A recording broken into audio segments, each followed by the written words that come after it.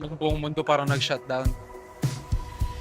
Out of pickleball to na topic pero paano nyo nasulat yung multo? Ano yung inspiration nun? Dalawa kami ni kuya ko nagsulat nun eh. Oh. Brother ko, si Red. Sup, kuya? Nung time na yun, pandemic, roommates kami dati sa childhood house namin. Pares kaming hindi mahilig magkwento sa isa't isa.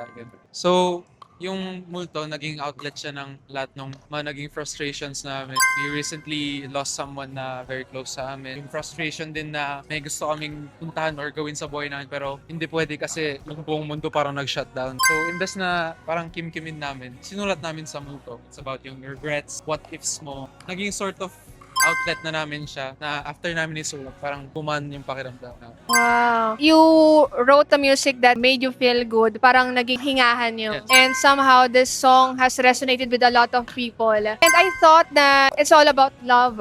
Yes. Pero yung mga what if pala, hindi lang pala siya about love. Yes. So it's all about the regrets. Kumbaga technically, buhay yung Yes. yung pinapertain nyo doon sa kanta na yon.